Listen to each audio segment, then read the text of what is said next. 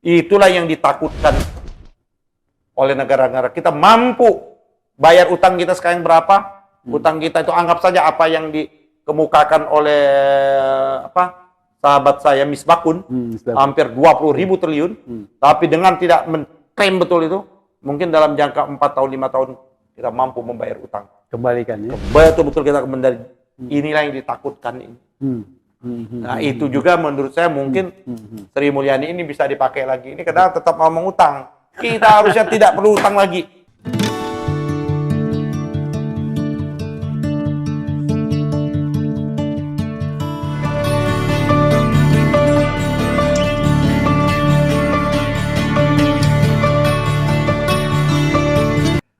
Assalamualaikum warahmatullahi wabarakatuh, pemirsa Masumi TV dan Ahmad Yani Channel dimanapun berada. Kita jumpa lagi sore hari ini. Ini masih terkait dengan berita-berita pelantikan Presiden Prabowo Subianto. Seperti kita ketahui, pada saat pidato kemarin banyak hal yang disampaikan dan yang menggembirakan. Banyak hal yang positif ya disampaikan oleh para masyarakat ya.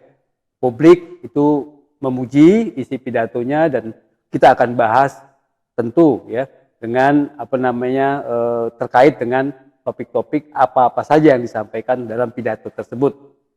Kita akan ngobrol-ngobrol dengan Bapak Ketua Umum Partai Masumi, Bapak Dr. Ahmad Yani SHM. Assalamualaikum, Pak. Waalaikumsalam warahmatullahi wabarakatuh. Gimana nih secara umum pidato Pak Prabowo kemarin? Kira-kira ya, kan rangkaian kegiatan pelantikan ya. Ya.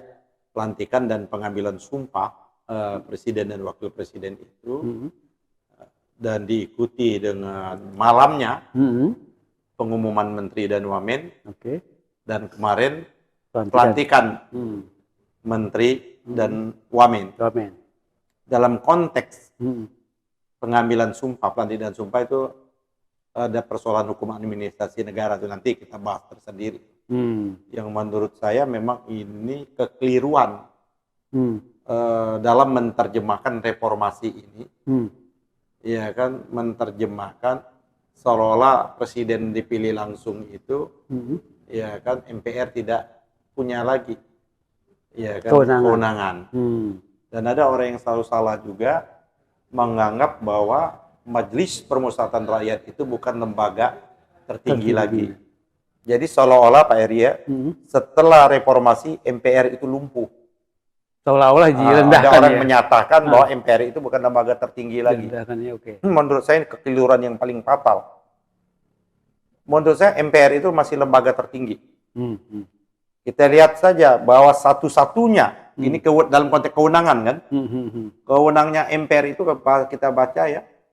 Pasal 3 ya. Ya kan? Pasal 3 ayat 1, Majelis Permusyawaratan Rakyat berwenang mengubah dan menetapkan undang-undang dasar. Pasal 3 ayat 1.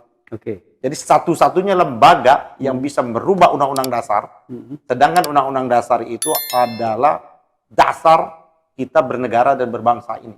Aturan, kaidah dasarnya, norma-norma dasar yang ada di situ. Aturan-aturan dasar. Nggak ada, nggak di presiden, nggak di DPR, nggak di MK, nggak di Mahkamah Agung, hanya MPR. Yang kedua adalah Majelis Permusyawaratan Rakyat melantik presiden dan wakil presiden kemarin. Betul, kemarin itu pelantikan presiden dan wakil presiden dan sekaligus sumpah. Jadi MPR melantik, presiden bersumpah. Jadi sebelum memangku jabatan itu presiden bersumpah, ya kan, atas agama dan keyakinannya berdasarkan pasal 7 itu teks sumpah itu. Gitu loh. Nah ini menurut saya mau lacak ini, menurut saya ada kekeliruan zamannya ini sehingga menganggap bahwa dulu MPR itu tidak boleh lagi mengeluarkan ketetapan. Padahal awal reformasi. Awal reformasi. Berdasarkan. Tapi saya pada waktu di DPR, pada waktu kita menyusun Undang-Undang P3, Undang-Undang P3 itu adalah undang-undang tentang pembentukan peraturan perundang-undangan. Argumentasi saya disetujui oleh kawan-kawan. Saya bilang nggak bisa. Karena MPR ini masih lembaga resmi, punya kewenangan, berarti dia masih bisa mengeluarkan ketetapan. Maka dari sejak itulah, maka ketetapan MPR itu menjasuk lagi menjadi hierarki di dalam perundang-undangan kita. Jadi ada apa namanya undang-undang dasar, ada TAP MPR, baru undang-undang, baru peraturan pemerintah, pengganti dan sebagainya. Dan itu kemarin Bang Yusril itu menguji kalau dalam keadaan darurat bagaimana kedudukan TAP MPR. Saya menyatakan TAP MPR itu masih valid dan masih punya daya atur seperti itu. Nah, cuma nantilah kita lihat ya urusan itu. Ini bicara masalah hukum tata negara. Nah, kita kemarin lihat pidatonya Pak Prabowo. Itu. Tapi sebelumnya itu saya belum tahu nih formatnya presiden kemarin itu legalitasnya ini format atau rumahnya apakah berdasarkan ketetapan MPR, apa berdasarkan keputusan KPU, atau berita acara. Tiga-tiganya enggak? Nah, nggak bisa. Ini nggak bisa. Kalau keputusan KPU nggak bisa. Kalau berita acara, jauh sekali. Nah, saya berharap kawan-kawan MPR mengeluarkan yang namanya produknya ketetapan MPR. Menteri yang kemarin diambil sumpah oleh Presiden, kan dituangkan dalam rumahnya itu. Legalitasnya, format hukumnya itu kan Kepres. Kepres, jelas ya. Masa Presiden sendiri hanya berdasarkan keputusan KPU kan nggak mungkin. KPU kan organ pelaksana kalau dalam itu adalah panitia penyelenggara itu kan. Organ aja. Ya kan? Nah, memang yang itu adalah lembaga yang tertinggi tadi. Jelas MPR. Dengan ketetapan. Dan ketetapan ya. Iya, dengan ketetapan itu buktinya. Kalau DPR setuju bahwa presiden itu betul-betul telah melanggar sebagaimana dimaksud dengan pasal-pasal tentang pemberhentian presiden, setuju, dibawa ke MK, MK setuju, kemudian dibawa ke MPR, kalau MPR nggak setuju, batal nih dua lembaga ini. Berarti tinggi sekali kewenangannya. Itulah, itulah nanti kita lihat perdebatan itu. Nah, kemarin itu saya kira ada orang, kawan, ini pidatonya Pak Prabowo ini sama kayak lo kampanye dulu ya katanya. Ada waktu 2014. Waktu kampanye. Ya, ya kan? 2000. Menurut saya disitulah otentiksitasnya, otentik ya, genuinnya, gagasan dan idenya Pak Prabowo itu nggak pernah berubah. Di situ itu di pidato itu, iya, materinya ya. Itu juga. Kalau coba platform Partai Gerindra, iklan tetap itu. Apa yang dia bicarakan mulai 2014, 2019, tema-tema besar itulah yang dibicarakan oleh Pak Prabowo dan dituliskan dalam bukunya Paradok Indonesia. Itu loh. Nah, jadi pidatonya itu memang menurut saya kalau kita ambil ya, kita ada orang menyatakan kayak kamu masih kampanye, dia kan presiden terpilih. Menurut saya dia ingin menegaskan sikap. Itu kan sikap loh. Yang genuine lagi ya. Genuine dia itu. Genuine ya. Genuine itu ya kan, betul-betul genuine-nya Pak Prabowo. Dari pidatonya itu kira lebih kurang 1 jam ya. Kurang durasinya mungkin. Tapi ada hal-hal yang pokok mendasar kalau kita mau terbang sebagai negara maju. Atau kalau bahasanya Pak Prabowo itu 2045 Indonesia emas. Gitu. Ada 3 hal, 3 tempat lah. Pertama, betul-betul Pak Prabowo itu ingin, ya kan, meletakkan rakyat itu yang betul-betul berdaulat, ya kan? Kedaulatan di tangan rakyat. Kedaulatan itu betul-betul rakyat. Makanya kerja itu adalah untuk rakyat, bukan untuk pemimpin, bukan untuk sekelompok, bukan untuk keluarga. Ini nepotisme dan sebagainya seperti itu. Tapi ada semua yang dia lakukan itu adalah untuk rakyat. Jadi betul-betul meletakkan kedaulatan itu. Maka kekuasaan kedaulatan itu ada di rakyat. Yang kedua, isu ya. Isu yang, atau tema, bukan isu lagi ya, tema. Tema ya, topik. Kalau isu kan sekedar isu nanti ya. Tema pokok. Tema dasar itu menurut saya tentang pemberantasan korupsi. Itu udah. Itu tidak pernah berubah. Bahkan dulu kami dibully. Yang dulu bocor gitu kan, iya kan, oleh timnya Pak Jokowi malah dulu. Bah sekarang yang ada sebagian bergabung. Partai PSI itu kan malah memberikan award. Iya betul. Iya kan? Bang bohong ya. Iya. Tapi sekarang dia bergabung tuh ya. Memang berubah Pak Prabowo. Enggak ya? Ya kan memang berubah Pak Prabowo nih kan PSI itu kan 2019 Anda mengeluarkan sekarang yang masuk sekjennya PSI itu menjadi Menteri Kehutanan kan. Ada mereka mengecam, menyikat, membuli. Tapi di sini Pak Prabowo tidak mau mempersoalkan ya. Mempersoalkan itu. Nah, tapi memang realitasnya memang kayak gitu Pak Eri. Korupsi ini menjadi pokok persoalan kita. Betul. Jadi kalau ada sebagian ada kawan kita ini malah dari lingkar istana yang menyatakan, saya nonton di channel YouTube-nya Akbar Faisal lah ya, sahabatnya. Itu sekitar 20-30% kebocoran itu.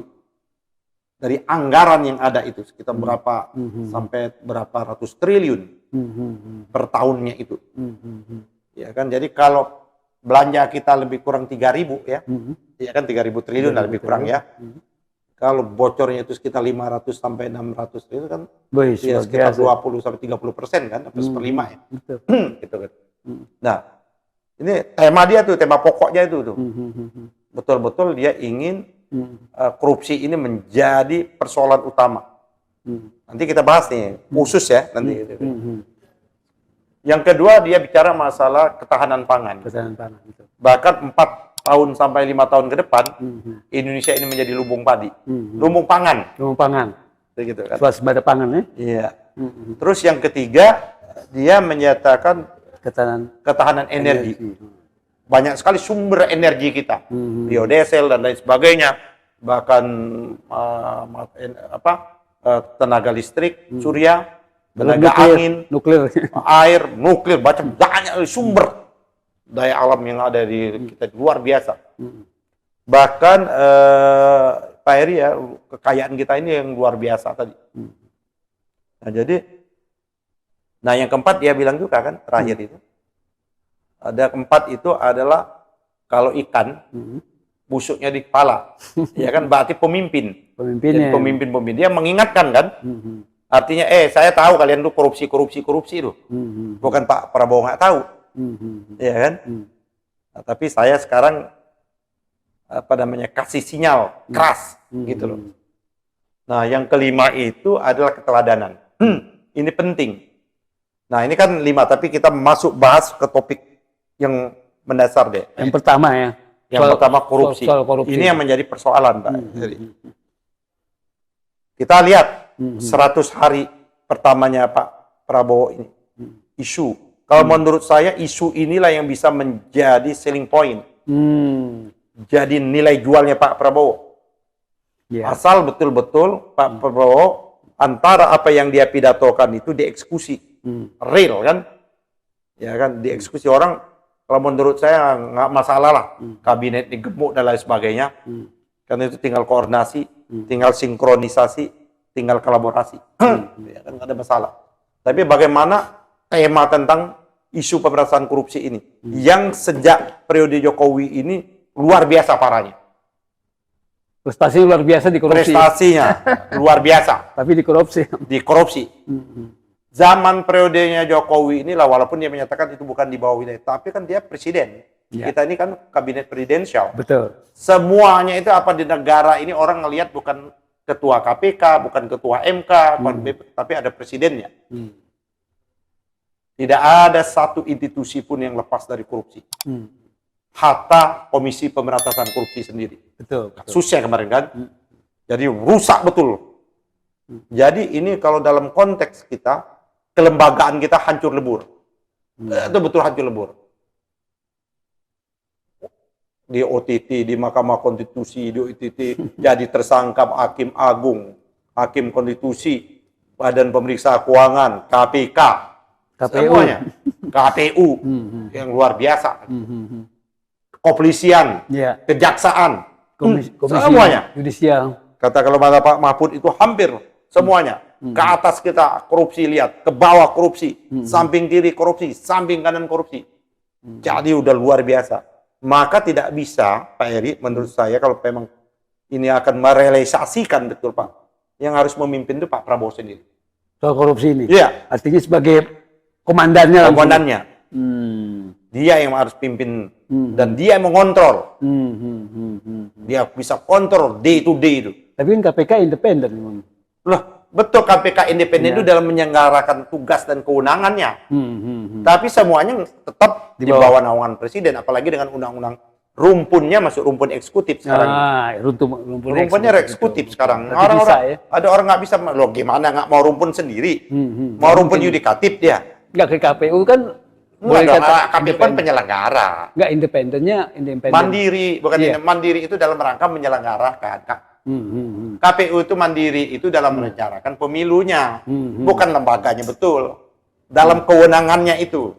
Lembaganya mana ada lembaganya mandiri di bawah presiden semua, kok anggarannya jadi itu iya, semuanya gitu loh. Gimana? Arti KPK bisa ya ini. Semua lah dengan itu menurut saya. Jadi karena dia presiden, megang kekuasaan pemerintahan tertinggi ya di bawah dia semua dong.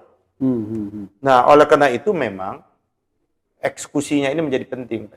Itu yang kurang kemarin ya. Jadi kita belum bisa dong. Iya. Kan nanti 100 hari ke depan. Enggak, kemarin Jokowi kan iya dong, bagaimana? Dia nggak ada.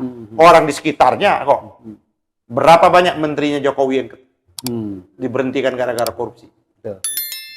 Ada 3 atau 4 atau 5. Menteri Kelautan korupsi, Menteri Sosial korupsi, Pertanian, Menteri apa lagi? Pertanian, Menteri Info, ya kan? Pertanian, Menteri Pertanian, ya kan hampir berapa? Menteri Agama, diambil seperti itu kan? Bayangkan itu, Pak. Itu 80% katanya betul-betul yang menteri sekarang. Ya, jadi saya tidak ingin membuat dalam data-data kuantitatif.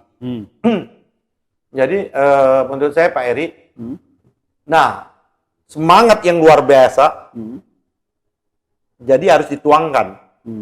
Kan dalam 4 pendekatan. Pendekatan yang pertama adalah institusionalisasi atau kelembagaan. Karena lembaga kita bermasalah, tadi saya sebutkan. Ini betul-betul harus extraordinary untuk kelembagaan ini.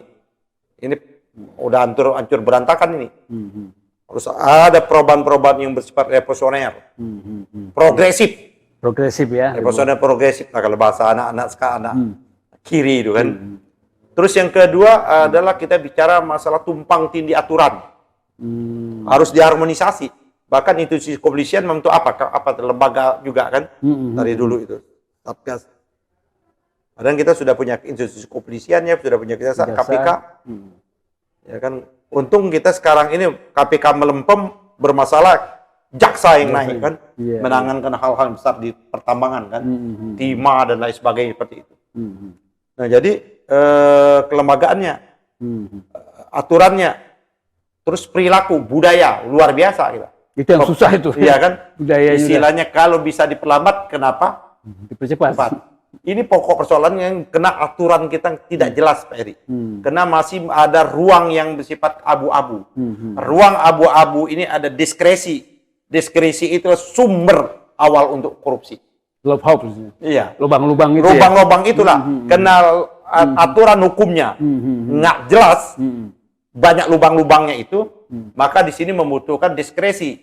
Diskresi inilah menjadi awal dari korupsi itu. Iya. Artinya beri peluang ya untuk... Iya, luar biasa. Yang keempat, orangnya. Aktornya. Nah, kalau kita lihat, aktor yang kemarin, yang disumpah, yang dilantik, ini bagian bermasalah, Pak Eri. Iya, sampai 80% katanya. Ya, itu Bang Abdullah ya. Iya. Saya menyatakan bagaimana ada salah satu ketua umum partai yang mundur gara-gara diancam dengan sprindik. Iya kan? Masih dipakai? Ya, masih dong. Terus yang kedua yang bolak-balik dipanggil. Kejaksaan di KPK. Kalau bahasanya Bang Rizal Ramli itu adalah pasien rawat jalan. Sehingga dia tersandra. Nah, gitu. Belum yang lain. Nah, oleh karena itu menurut saya kena Pak Prabowo ingin membersihkan dari kepalanya, maka di situ kita memberikan dukungan. Kita harus mendukung.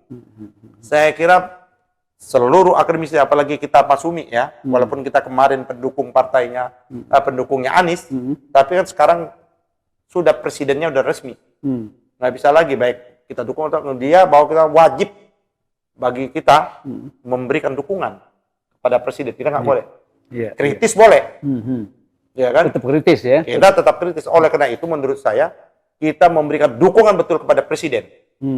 Karena sesungguhnya ini adalah presiden, Pak, yang punya kewenangan. Wapres ini kan pembantu.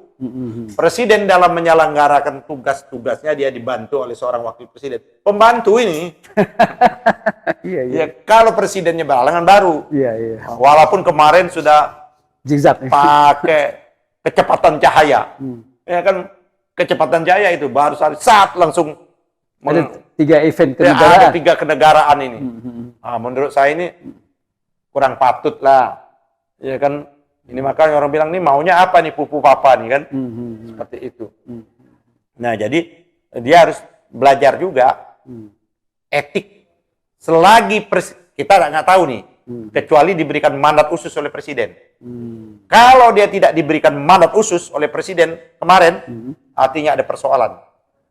Ada apa-apa itu berarti? Nggak boleh dong. Iya. Berarti dia menjadi acting presiden. Nggak boleh. Orang presidennya ada kok. Bukan presidennya di luar negeri. Apa yang dilakukan oleh Wapres ini, Gibran ini, kalau tanpa instruksi, mandatori dari presiden, artinya menjadi subordinat ya. Bisa-bisa bilang mulai melakukan pembangkangan awal. Pembangkangan awal, Pak Eri. Ya, ini ngeri-ngeri sedap juga nih. Enggak, kira-kira disuruh Pak Prabowo. Kita nggak tahu, ya? kita nggak mau berspekulasi. Yang jelas kita menganggap mudah-mudahan bahwa itu atas perintah dan arahan Pak Presiden. Kalau tidak, artinya Wapres telah melakukan pembangkangan. Ada indikasi ya? Ada indikasi gitu. Gitu loh. Nggak ada, dia pembantu kok. Seluruh aktivitas, baik Wapres maupun menteri-menteri, semuanya adalah by order dari si Presiden. Betul. Gitu. Nggak ada yang bisa merenggang senjata. Nggak bisa. Ya? Nggak ada. Harus Walaupun di dalam debat ada visi Presiden. Tapi di Undang-Undang Dasar kita tidak ada visi misi yang namanya itu Wapres. Tidak ada satu pasal memberikan kewenangan mutlak kepada baca apa kewenangannya Wapres. Nggak ada, membantu. Presiden dalam melaksanakan tugas, maka dia dibantu oleh Wapres dan dibantu oleh para menteri. Nah, makanya kita ini jangan sampai pembantu menjadi tuan. Nah, ini bahaya ini. Jadi gitu loh. Ini jangan sampai penalti nih, offside, ya kan? Nah, kita nggak menuduh, ya kan? Tidak mau menuduh. Banyak orang-orang sudah menyatakan ini offside, ini macam. Kita nggak. Kita berbaik sangka mudah-mudahan. Tapi kalau nggak, maka presiden wajib memperingatkan. Kamu udah terlalu cepat bergeraknya gitu loh. Kalau soal korupsi tadi kan. Nah, balik lagi ke masalah korupsi, maka Pak Prabowo memimpin sendiri. Itu penting tuh. Pimpin sendiri. Jadi kalau nanti ada ini ke rakyat atau masyarakat sipil, para akademisi, minta segera kepada institusi penegak hukum, ya, kepada mereka kemarin yang terkait-kait, karena kemarin stop, karena menjelang pilpres, kan nggak boleh. Ada semacam konvensi lah. Ya. Sekarang kan udah selesai. Bekerja. Jangan sampai ini yang dinodai oleh orang yang tersangkut masalah. Kan banyak ini ada persoalan kita dengar, ada persoalan impor beras, impor gula, impor macam-macam lah. Ya kan? Ada menyangkut masalah CPU dan lain sebagainya. Masih banyak tuh. Jadi menurut saya memang Pak Prabowo harus mimpin. Langsung ya. Pimpin langsung. Dan kalau memang kayak seperti itu, berhentikan. Jadi dalam 100 hari ini, karena ingin luar biasa, Pak Prabowo memberhentikan menteri-menterinya. Di reshuffle. Dan dia umumkan, saya sudah ingatkan pada pidato saya yang pertama kali, bahwa saya akan memerangi korupsi. Sesungguhnya Pak Eri, kalau orang ini sadar, ini masalahnya orang ini kan malunya nggak ada. Ya kan ada yang praktek di mana macam, masih banyak betul nih. Saya kan tahu tuh. Nanti saya data-data akan saya laporkan kepada aparat penegak hukum aja ke KPK. Harusnya dengan pidatonya Pak Harto dia ampun. Pak Prabowo ya. Iya, pidatonya Pak Prabowo kemarin Dia mau, Pak, ampun Pak. Enggak, maksudnya menteri-menteri nih? Iya, Oh, ampun Pak, saya nggak sanggup Pak. Saya ini koruptor. Harusnya begitu. Malu, orang udah tahu kok. Ini malah jejeng-jejeng, foto-foto. Iya kan? Iya. Harusnya dia nggak mampu, nggak berani. Jangan main-main. Dia belum tahu Pak Prabowo nih. Jangan-jangan dipancing dulu Iya, ya kan? Ya, Anda belum tahu nih. 3 bulan berikutnya, Pak Prabowo bilang, saya akan antarkan sendiri kepada aparat penegak hukum. Itu ada loh. Walaupun itu adalah dalam internal Gerindra, dia sampaikan itu. Tapi Pak Prabowo menyatakan itu. Itu Menteri Jokowi itu bukan? Yang itu? Ya ini kan yang bermasalah ini kan memang, kan kalau kita bicara korup, ini kan yang lama ya? Yang lama lah. Ada 17 orang menterinya Pak Jokowi ini. Yang berkelanjutan itu. Ya kan? Ada menteri pada waktu itu dia adalah memegang jadi dirut BUMN besar di bidang pertambangan. Ada menteri? Enggak, dulu pada kasus kejadiannya itu. Kejadiannya, oh pada ya. waktu itu dia dirut. Proses masalah divestasi Freeport. Oh, itu ya, oke. Ya kan? Ya. Ya dong. Ya kan? Ada lagi? Ada dia pada itu. Terus, ya kan? Kita pengen tahu bagaimana persoalan kalau kita masalah rame-rame kasus waktu kita COVID. Ada persoalan vaksin, ya kan? Macam-macam. Ya kan, harganya lompatannya naik berkali-kali itu. Kan harusnya BPK audit. Di luar negeri hanya di Australia, di Singapura hanya berapa dolar. Saya mengalami itu. Pak Eri waktu kena COVID pertama itu. Biaya PCR itu hampir 2.800.000. Padahal harga itu lompatan, banyak orang kaya raya di situ. Dan itu ada keterlibatan beberapa menteri. Yang impor vaksin, impor apa namanya PCR dan lain sebagainya itu. Ya kan? Itu bagaimana? Ada yang di pertambangan. Ada perdagangan banyak kan seperti itu. Ada uang yang mengembalikan uang yang sampai sekarang 25 miliar yang diduga. Yang kasus timah. Yang dikembalikan oleh sahabat saya. Advokat senior. Bang Mahdir Ismail. Oke. Itu kan disebut-sebut itu. Nah, artinya kita menunggu 100 hari ini. Tapi juga aparat penegak hukum jangan takut juga. Jadi jangan Jadi menurut saya bahasa yang disampaikan oleh Pak Prabowo itu kemarin ada memberikan ruang seluas-luasnya kepada industri penegak hukum untuk memberantas korupsi. Jadi jangan takut walaupun dia menteri sekalipun. Wamen sekalipun. Enggak, kalau soal korupsi tempo hari Ketum pernah bilang untuk berikutnya KPK ini perlu istirahat dulu kan. Itu ide itu dalam itu moratorium. Moratorium. Nah, menurut saya ini salah satunya juga. Ya kan? Salah satunya juga ini. Ya kan? Bagaimana di KPK sendiri terjadi transaksi-transaksi. Wah, itu. Kalau saya dari dulu tahu. Saya menganggap bahwa clear pimpinan KPK itu periode pertama. Periode kedua ya ada kacau balau. Yang sekarang ini apalagi lah. Ya kan? Apalagi. Artinya, nah, jadi kalau kita kembali lagi ke tema, kalau Pak Prabowo berhasil, walaupun pertumbuhan kita mungkin nggak naik, pertumbuhan ekonomi ya, pertumbuhan ekonomi stuck atau turun sedikit, mungkin rakyat lapar, susah makan kebutuhan untuk yang makan gratis belum terpenuhi semua, rakyat terobati, bahwa serius betul, karena itu akan lompatannya Pak Eri kalau itu berjalan, lompatannya luar biasa itu. Bidang lain juga ikut bergerak. Gitu ya. Akhirnya akan betul-betul kita akan mendapatkan sumber pendapatan yang akan luar biasa. Kita akan mendapatkan sumber pendapatan dari perikanan kita. Ini loss. Bahkan ada kawan saya menyatakan itu sumber dari ikan aja itu. Dulu pernah disampaikan juga sama Ibu Susi. Itu bisa menyumbang antara 500 sampai 600 triliun per tahun. Kalau digarap serius gitu. Digarap serius dan tidak bocor. Tidak dirampok. Mulai kan kita banyak rampok di bidang-bidang perikanannya, masalah benur, udang, kan beli sekian dijual untung para ininya kan, para kleptokrasi ini, ya kan, para ini ya di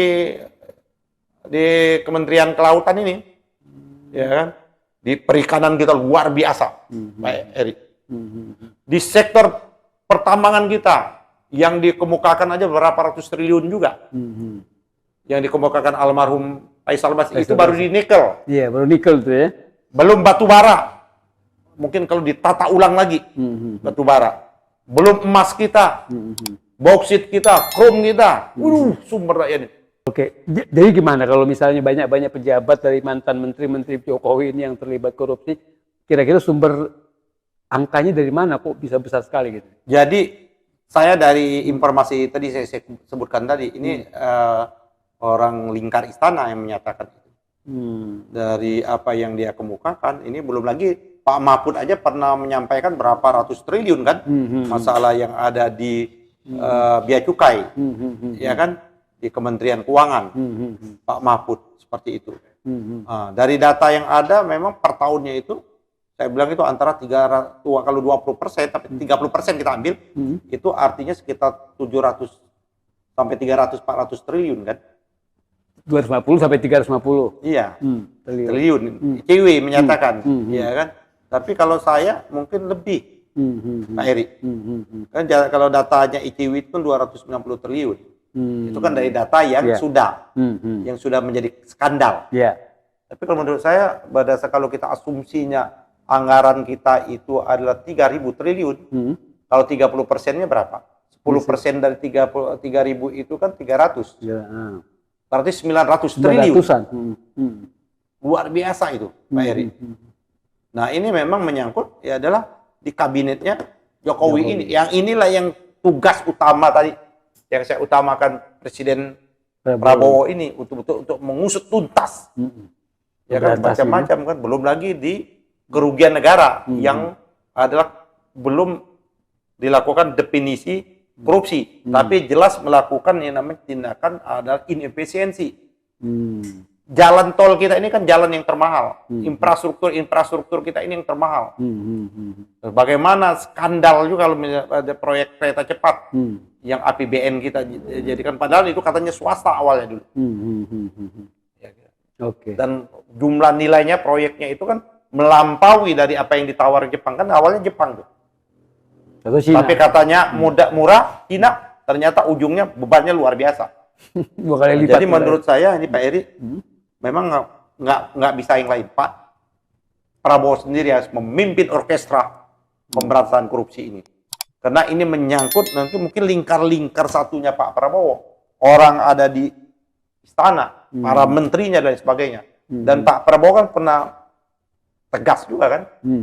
Ya kan, ada kader Gerindra, menteri, apa salah, ya langsung potong kan gitu. Jadi itulah yang ditakutkan oleh negara-negara. Kita mampu bayar utang kita sekarang berapa? Utang kita itu anggap saja apa yang dikemukakan oleh sahabat saya Misbakun, hampir 20.000 triliun. Tapi dengan tidak mengklaim betul itu, mungkin dalam jangka 4 tahun, 5 tahun kita mampu membayar utang. Kembalikan ya. Betul-betul kita kembali. Inilah yang ditakutkan ini. Nah, itu juga menurut saya mungkin Sri Mulyani ini bisa dipakai lagi. Ini karena tetap mau mengutang. Kita harusnya tidak perlu utang lagi kalau ini jalan, Pak Eri. Jadi programnya Pak Prabowo makan gratis itu betul-betul bisa terrealisasi. Peguruan tinggi yang luar biasa di janji kampanye kan, yang di kampus-kampus, di tiap-tiap kabupaten, puskesmas, di kecamatan, pendidikan gratis, kesehatan gratis semua, orang-orang pintar itu bisa terkena. Negara ini sumber dayanya luar biasa. Yang belum pernah memang adalah pemimpin yang luar biasa. Sekarang ini kita berharap memang Pak Prabowo inilah menjadi pemimpin yang luar biasa. Bagaimana Pak Prabowo aja menjadi pemimpin yang luar biasa atau pemimpin yang extraordinary, di 100 hari pertama ini presidenlah yang mengantar menterinya yang diduga korupsi. Pecat antar. Luar biasa gitu. Iya kan? Sama kayak Cina. Saya siapkan dulu pada presiden Cina kan 100 peti mati. Peti mati yang ke 100 untuk saya. Menurut saya Pak Prabowo tidak butuh apa lagi. Dia udah kaya. Iya kan? Dia tidak punya beban tanggung jawab yang besar untuk diri dan keluarganya kan? Dia anaknya udah mandiri, anaknya cucunya Pak Harto, anaknya Mbak Titi. Ya, seperti itu. Hidupan untuk kepribadinya enggak. Udah selesai betul Pak Prabowo yang kepribadi. Bahkan dia itu kan banyak menyekolahkan orang-orang ini. Kabinet yang muda-muda ini hampir rata-rata yang kawan-kawan muda dari Partai Gerindra saya hampir rata-rata kenal.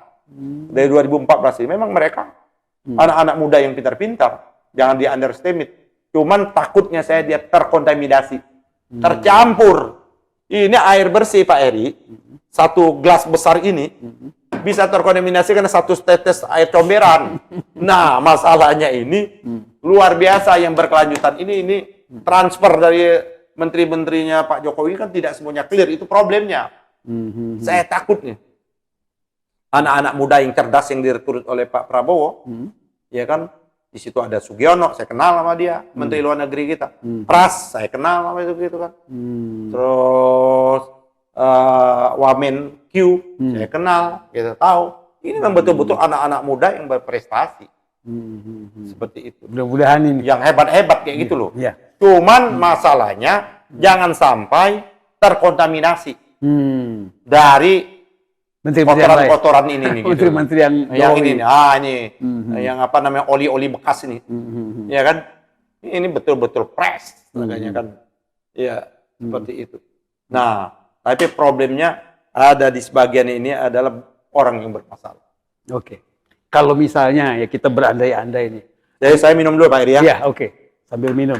Jadi pidato Pak Prabowo itu bagus, banyak dipuji orang dan sangat-sangat memberikan harapan yang bagus ke Indonesia 5 tahun ke depan.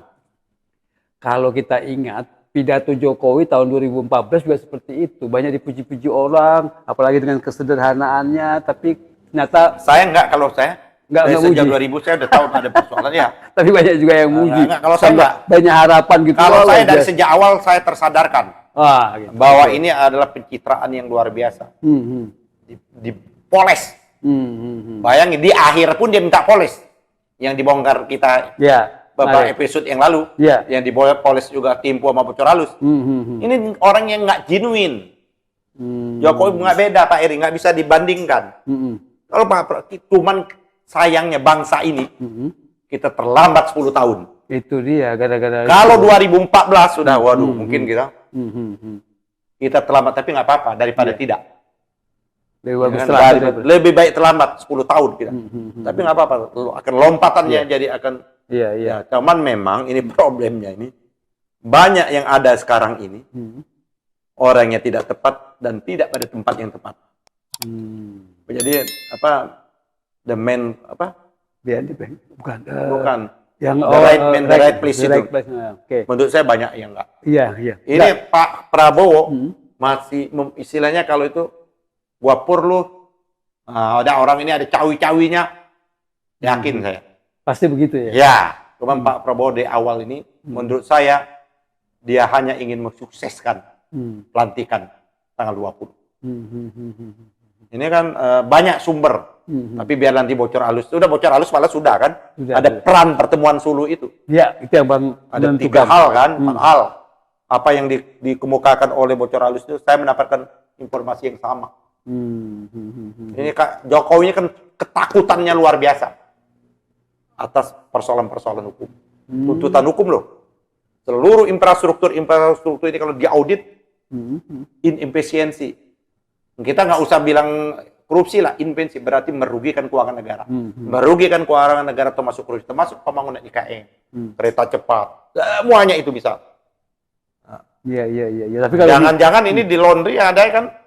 Mulai kebongkar kan? Tempo udah bongkar juga perusahaan-perusahaannya yang sekarang menjadi utusan khusus presiden.